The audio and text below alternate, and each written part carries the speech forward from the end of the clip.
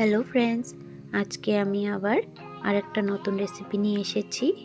এই রেসিপিটা বাচ্চারা খেতে অনেকেই ভালোবাসবে, কারণ আমার মেয়ে এই রেসিপিটা খেতে অনেকেই ভালোবাসে।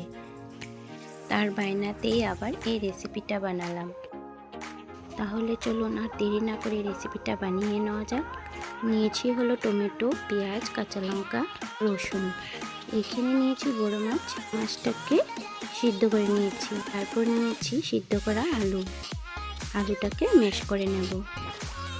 আলুটা ম্যাশ করা হয়ে গেছে। এইবার এর মধ্যে দিয়ে দিলাম চিলি ফ্লেক্স, তারপর দিয়ে দিলাম গোলমরিচের গুঁড়ো। এইবার দিয়ে দিচ্ছি ময়দা, আপনারা চাইলে কর্নফ্লাওয়ার অ্যাড করতে পারেন।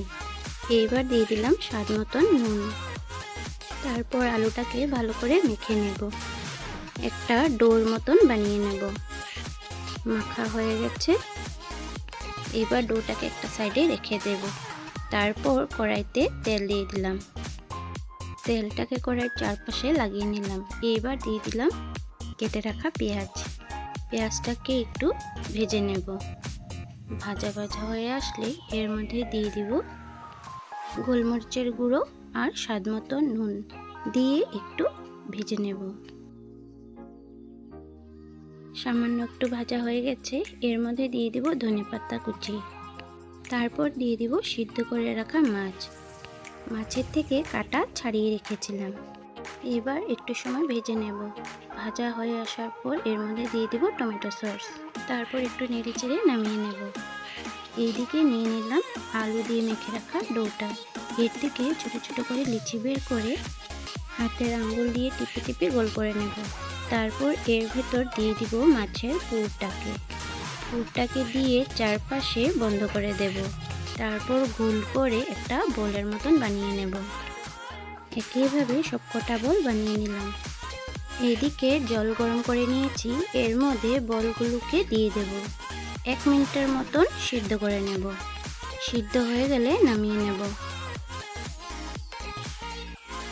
বলগুলো সিদ্ধ হয়ে গেছে, এবার নামিয়ে নিলাম। দিয়ে দিলাম কড়াইতে তেল গরম হয়ে গিয়েছে। দিয়ে দিলাম কেটে রাখা রসুন, তারপর দিয়ে দিলাম কেটে রাখা লঙ্কা, দিয়ে দিলাম পেঁয়াজ, আরও দিয়ে দিলাম টমেটো, তারপর দিয়ে দিলাম স্বাদ মতো নুন। দিয়ে নেড়ে চেড়ে এর মধ্যে দিয়ে দিব sauce, tomato sauce, soya sauce আর চিলি সস। 1-2 মিনিটের মতন ভেজে নেব। তারপর দিয়ে দিব এর মধ্যে জলে গুলিয়ে রাখা কর্নফ্লাওয়ার, দিয়ে একটু নেড়ে চেড়ে এর মধ্যে দিয়ে দিব মাছের পুর ভরা আলুর বলগুলোকে, দিয়ে নেড়ে চেড়ে 1 মিনিটের মতন ঢাকা দিয়ে রাখবো। ঢাকাটা তুলে নিয়ে সামান্য একটু নেড়ে চেড়ে সার্ভ করে নিলে রেডি চাইনিজ ফিশ পটেটো বল রেসিপি।